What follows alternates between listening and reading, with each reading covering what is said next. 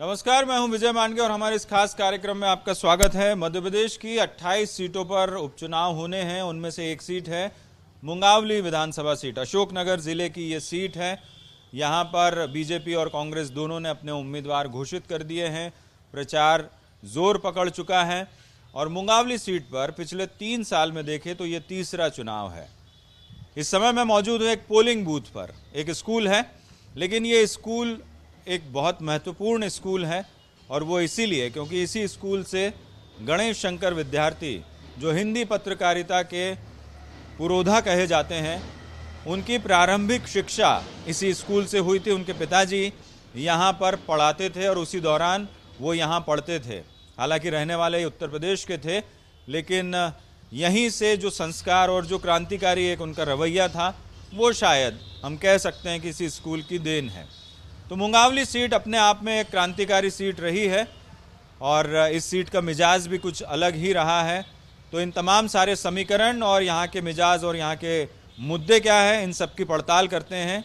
शुरू करते हैं ये सफ़र।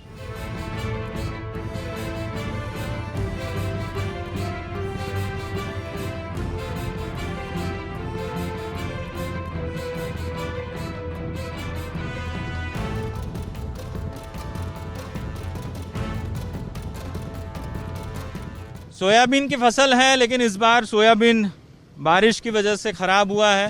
कीड़े लगने की वजह से भी फसल को नुकसान हुआ है। तो भी मार्केट में सोयाबीन आ चुका है और अब व्यापारियों के पास पहुंचा है। दरअसल बात करें मुंगावली की तो ये एक ग्रामीण इलाका ज़्यादा है। यहाँ के जो वोटर्स हैं वो ग्रामीण क्षेत्रों से ज़्यादा आते हैं। वोटरों की बात करें तो करीब 1,92,000 वोटरों की संख्या है, जिसमें से 1 लाख पुरुष मतदाता है और बाकी महिला मतदाता है। 2018 के चुनाव में महिलाओं का वोट प्रतिशत बहुत ज़्यादा था। महिलाओं ने बढ़ चढ़ कर मतदान किया था। और जहाँ तक इस सीट के मिजाज की बात करें तो मुख्य रूप से ये कांग्रेस का गढ़ कही जाती रही है, क्योंकि 14 चुनाव हुए हैं और उनमें से 6 चुनाव कांग्रेस ने जीते हैं, जबकि बीजेपी 3 चुनाव जीतने में कामयाब रही है। तो एक तरह से देखें तो कांग्रेस का पलड़ा इस सीट पर हमेशा से भारी रहा है और अब एक बार फिर उपचुनाव है। तो इस उपचुनाव में किसका पलड़ा भारी होगा, ये ज़रूर देखने वाली बात होगी। तो जनता के अपने कई सारे मुद्दे होते हैं, किस आधार पर वो नेताओं का चुनाव करती है, उम्मीदवारों को चुनती है। सबसे बड़ा सवाल यही होता है। और यहाँ इस समय मुंगावली के एक ऐसे बाज़ार में हूँ जो अभी धीरे धीरे खुलना शुरू हुआ है। कुछ लोगों से बात करते हैं। दादा, आप बताओ कि तीसरा चुनाव हो रहा है ना? 3 साल से लगातार आप वोट दे रहे हो। इस बार फिर चुनाव आ गया है, तो जो पहले समस्याएं थी वैसी की वैसी ही है, कुछ बदलाव हुआ? वैसी की वैसी है। क्या समस्याएं थी? समस्या वो ठीक चल रही है अभी तो, जो वैसी की वैसी समस्या चल रही है। नहीं, जैसे आपका शहर है, स्मार्ट सिटी भी उसमें शामिल हो गया है प्रोजेक्ट में, तो कुछ स्मार्ट सिटी जैसा कुछ काम शुरू हुए, नहीं हुए? ग्रामीण क्षेत्रों में कुछ हुआ? कुछ नहीं हुआ। कुछ भी नहीं हुआ। हाँ भाई साहब, हम तो बहुत तंग हैंगे। हाँ, हमारे न जमीन जाएगा कछु नहीं है। हाँ, हम मंजूरी कर खा रहे। हमें जमीन चाहिए, जैसे सबको जमीन है और हमें जमीन नहीं है। और जिनको जमीन है, जिनको पैसा सरकार दे रहा, हमें गरीब वो दे नहीं रहा। हाँ, जमीन कहाँ चाहिए?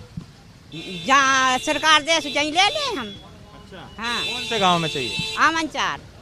अच्छा, आमनचार पठारी। हाँ। कभी बात की किसी से? हाँ, की बात? अब किसी से नहीं भाई हम तो पहला कह रहे। हाँ, तो देखिए, ग्रामीण क्षेत्र के लोग हैं और ये चूंकि बाजार है तो सारे गांव के लोग यहाँ इस मुंगावली कस्बे में आते हैं, खरीदारी करने के लिए आते हैं। सही कह रहा हूँ ना मैं? गांव के लोग ज़्यादा आते हैं यहाँ पर आपकी दुकानों पर, है ना? तो यहाँ कुछ बदला भाई साहब? स्मार्ट कोई काम ही नहीं हो रहा है साहब, कुछ भी। तीसरा चुनाव है। हाँ साहब, कुछ काम नहीं हो रहा है। कैसे काम चाह रहे थे आप? क्या होना चाहिए? साहब ये सड़कें साहब खराब डली हैं और कुछ स्मार्ट सिटी बनने थी, बनी ही नहीं अभी तक। अच्छा, मैंने सुना है यहाँ ग्रामीण क्षेत्रों में पानी और सड़कों की बड़ी समस्या है। नहीं साहब, ग्रामीण में तो सड़कें मड़कें सब डली हैं साहब। सिटी जो मुंगावली सिटी में बहुत से काम बाकी डले हैं अभी। बेरोजगारी बड़ी समस्या। सर बेरोजगारी सबसे बड़ी समस्या। हमारे नौजवान भाई कोई सब्जी बेच रहा है, कोई कबाड़े का ठेला लगा रहा है, कोई मजदूरी कर रहा है। और सर सबसे मेन जरूरी है मुंगावली के अस्पताल में सर सोनोग्राफी मशीन होनी चाहिए सर, क्योंकि मुंगावली की जनता कहीं बीना जाती है, कहीं अशोकनगर, गरीब आदमी बहुत परेशानी। मुंगावली कस्बे में चूँकि ग्रामीण क्षेत्र भी है, शहर भी है, स्मार्ट सिटी के रूप में इसको डेवलप भी किया जाना था। कुछ हुआ? तीसरा चुनाव है ये लगातार 3 साल। अभी तो कुछ नहीं हुआ था, अब चल रहा है काम धीरे धीरे। सीसी रोड भी बन रहा है और ये अपनी नालियाँ भी बन गई हैं और सब तालाब पे भी काम चल रहा है। सब धीरे धीरे चल रहा है काम। अच्छा, आप लोग जब जनप्रतिनिधि चुनते हैं तो क्या देखते हैं? अब करने वाला वो सीढ़ी एक सी रहेगी तो काम होंगे। कहीं बीजेपी कहीं कांग्रेस होगी तो कहाँ सीढ़ी चैन बनेगी? कैसे चैन एक सी रहेगी तो सीढ़ी एक सी रहेगी तो काम चलेगा। यही है, सीढ़ी एक सी रहे और क्या। आप लोग जब जनप्रतिनिधि या अपने उम्मीदवार को चुनते हैं तो क्या देखते हैं? पार्टी को क्या देखते हैं? आप उसको देखते हैं। अभी तो फिलहाल मोदी को लोग देख रहे हैं, समझे। पार्टी को कोई देखते नहीं है, ना कैंडिडेट को देखता है। वो तो पार्टी मोदी को देख के काम चल रहा है। लेकिन ये तो उपचुनाव है, वो भी विधानसभा का है, इसमें मोदी जी क्या करेंगे? नहीं, मोदी जी का तो वर्चस्व तो रहता है, ऐसा थोड़ी नहीं है। मोदी जी तो देश को संभाल रहे हैं, वो प्रदेश को थोड़ी ना संभालेंगे, समझे।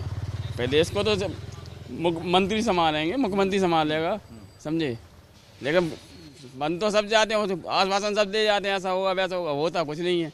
ना कोई रोजगार है यहाँ पे, समझे। कोई अगर कोई फैक्ट्री वगैरह डल जाए तो लोगों को रोजगार मिले। ये सबसे बड़ी समस्या रोजगारी है। रोजगार सबसे बड़ी समस्या है यहाँ पे। क्या करते हो? हम तो मजदूरी करते थे। अच्छा, मजदूरी कहाँ? क्या? यहीं बस्ती में बेलदारी, और क्या, कुछ नहीं मिलता है। कोई उल्टा डिमोशन हो गया 250। कैसे डिमोशन हुआ? 300 मिलते थे पहले मजदूरी में, अब 250 मिलने लगे। और क्या है, जबरदस्ती के चल रहा है। और तो ये लोग यहाँ से पलायन भी करते हैं, बाहर जाते हैं काम करने। जाते हैं ना, कहीं जाते हैं। यहाँ काम नहीं है तो बाहर तो जाना ही पड़ेगा। कहाँ जाते हैं? इंदौर है, वो भोपाल है, और लंबे भी चले जाते हैं, जैसे जैसे लिंक बन जाए लोगों की। तो इस समय हमारे साथ है मुंगावली विधानसभा सीट से कांग्रेस के प्रत्याशी कन्हैयाराम लोधी साहब, और कांग्रेस ने यहाँ पर इन्हें टिकट दिया है। ये पहले कांग्रेस के जिला अध्यक्ष थे, और पिछला जो चुनाव है उसमें चूंकि बृजेंद्र सिंह यादव वो कांग्रेस छोड़कर बीजेपी में शामिल हो गए, तो बृजेंद्र सिंह के लिए कन्हैयाराम लोधी साहब ने चुनाव में काम किया है ना जी, किया कांग्रेस के नाम पर। कांग्रेस के नाम पर। लेकिन आप भी सिंधिया समर्थक कहे जाते थे, और जब सिंधिया जी बीजेपी में गए तो आप भी चले गए, फिर वापस कांग्रेस में आ गए। देखिए, पहले मैं उन लोगों ने, मैं तो नहीं, मेरी इच्छा नहीं थी जाने की, मगर उन लोगों ने दबाव बनाया कि आप लोग आ जाइए। मैं बीजेपी, मेरी कतई इच्छा नहीं थी, न मेरी मानसिकता है, न मेरी सोच है बीजेपी की न रही है। आज तक मैंने कांग्रेस को काम किया। उपचुनाव में बृजेंद्र सिंह को मेरे पास 46 पोलिंगें थी, 46 में से मैंने 43 पोलिंगें मतदान अच्छे भारी मतों से जिताए थे। लेकिन मेरे सवाल का आपने जवाब नहीं दिया कि जनता आपको क्यों चुने है, आखिर आप क्या करने वाले हैं? देखिए, एक तो मैं साधारण किसान हूँ, मध्यम वर्ग का किसान हूँ, मध्यम वर्ग का व्यक्ति हूँ। दूसरी बात, जनता के बीच में 25 साल से हूँ। कांग्रेस का जिला अध्यक्ष भी रहा, सत्ता में 13 महीना भी रहा हूँ।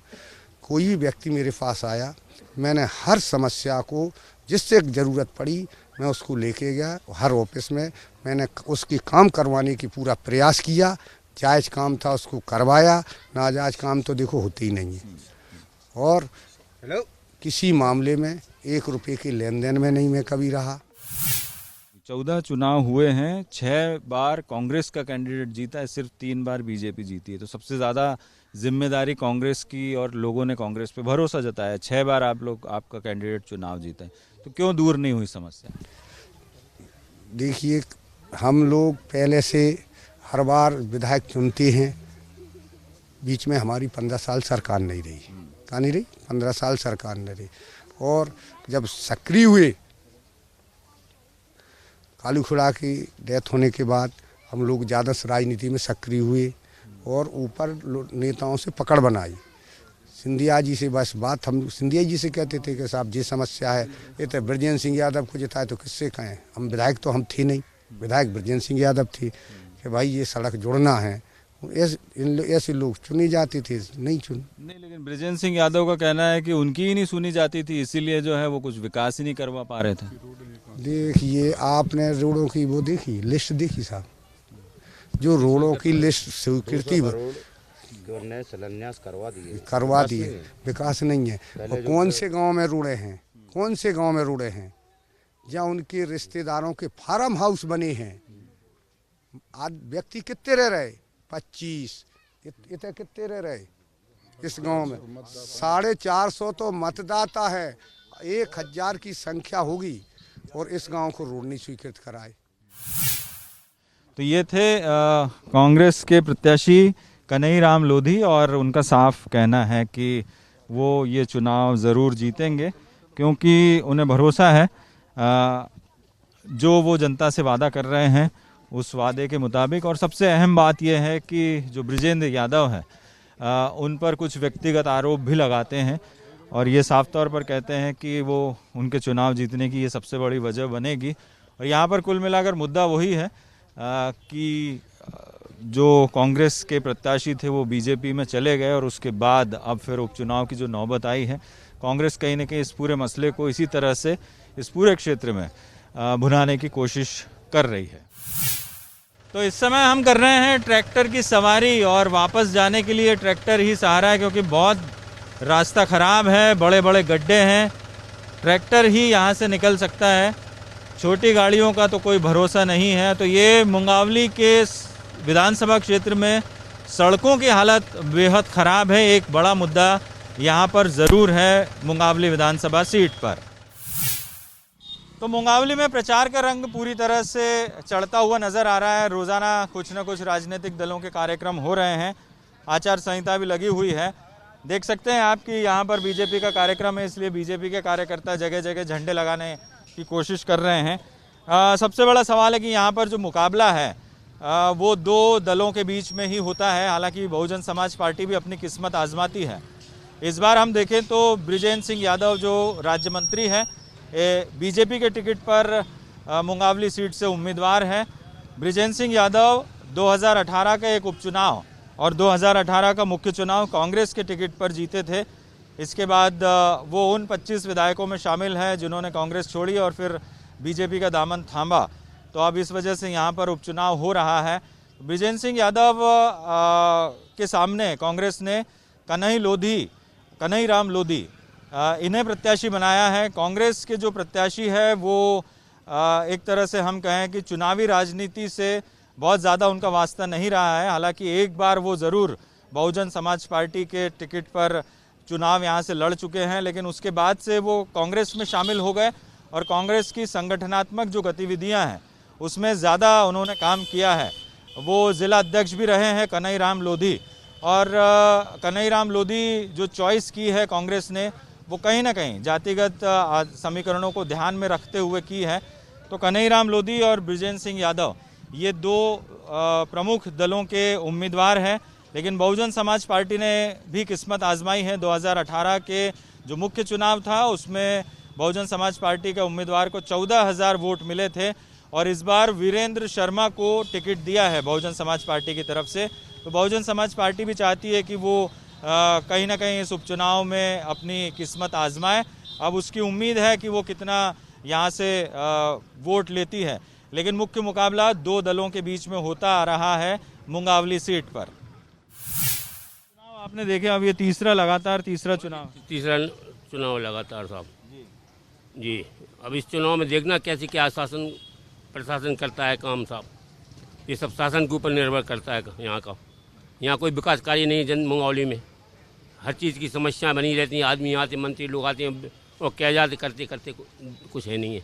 मुख्य समस्या क्या देखते हैं आप? हैं जी, मुख्य समस्या अस्पताल की बहुत ज़्यादा समस्याएं हैं। बच्चों को परेशानी है, महिलाओं को परेशानी, लेडी डॉक्टर है नहीं है यहाँ हॉस्पिटल में। 100 बेड का अस्पताल है, वहाँ कुछ भी व्यवस्था नहीं है हॉस्पिटल में।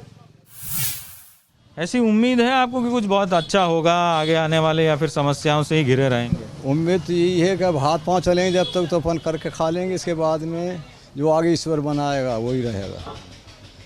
सुख दुख तो वो तो आते जाते ही रहता है, लेकिन उम्मीद ये है कि आगे चल के परेशानी होंगे बुढ़ापे में।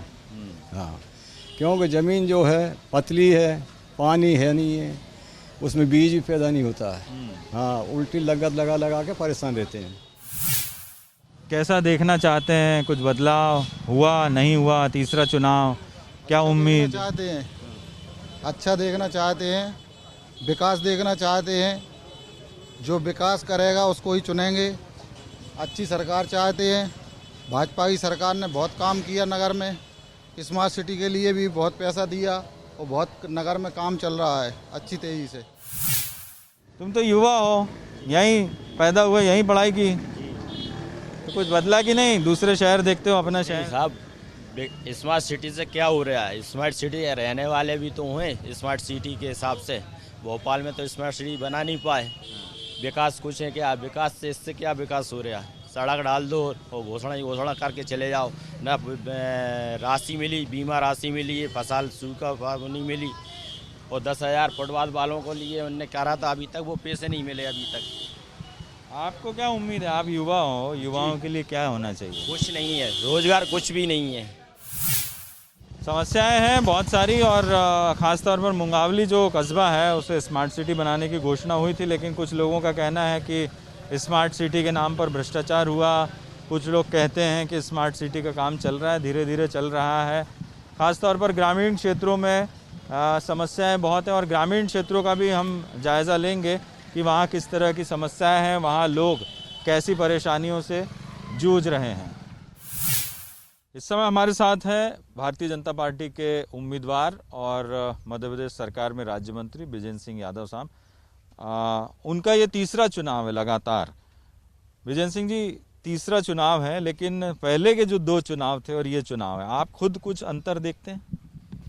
हाँ, अंतर तो चूँकि दिख रहा है, लेकिन क्या था कि पहले भारतीय जनता पार्टी की सरकार थी 15 साल जी। तो मध्य प्रदेश की जनता ने भी ऐसा मन बनाया कि क्यों ना इस सरकार को बदलकर कांग्रेस की सरकार बनाई जाए। हो सकता है इससे बेहतर काम करे कांग्रेस की सरकार, गरीबों का भला करे, किसानों का भला करे, जो हमारे युवा बेरोजगार घूम रहे हैं उनको रोजगार दे, महिलाओं का मान सम्मान, ये सारी बातें सोचकर सभी ने मध्य प्रदेश में, और माननीय सिंधिया जी के नेतृत्व में जहाँ नाम भी रखा गया था कि अगर कांग्रेस की सरकार आएगी तो माननीय सिंधिया जी को मध्य प्रदेश का मुख्यमंत्री बनाएंगे। लेकिन जैसा जनता ने विश्वास किया, मध्य प्रदेश में कांग्रेस की सरकार बनाई, और जब 15 महीने जब सरकार चली तो जो सरकार ने वादे किए थे, वो भी ऐसे वादे कि जो मेरे ख्याल से आज तक कोई सरकार ऐसे वादे नहीं करती कि 10 दिन में हम पूरे मध्य प्रदेश के किसानों का कर्जा माफ़ कर देंगे, नहीं कर पाए तो 11वें दिन हम मुख्यमंत्री बदल देंगे। तो ये सारी बातें जनता ने सोचा कि हाँ, हो सकता है जब नई सरकार बनेगी तो 10 दिन में किसान का कर्जा माफ़ हो, बेरोज़गारों को रोज़गार मिले, जो हमारी बच्चियाँ हैं मुख्यमंत्री कन्यादान योजना में जिनको 25,000 रुपये मिलते थे, उन्होंने कहा 50,000 रुपये देंगे हम। तो ये सारी बातें सोचकर जनता ने भरोसा किया और कांग्रेस की सरकार बनाई। लेकिन 15 महीने में जब कांग्रेस का कार्यकाल देखा तो 15 महीने में, मैं तो चूँकि उसमें विधायक था उस सरकार में, तो ये कंडीशन हो गई उसमें वास्तव में कि 15 महीने में हम अपने क्षेत्र के लिए एक भी सौगात नहीं ला पाए। यहाँ तक कि एक सड़क नहीं ला पाए, एक स्टाफ डैम नहीं ला पाए, एक तालाब नहीं ला पाए, कोई भी एक योजना नहीं ला पाए। मेरा सवाल यही था कि चुनाव लड़ना एक दूसरी पार्टी में रहते हुए और बीजेपी में रहते हुए, उसमें कुछ अंतर देख रहे हैं आप?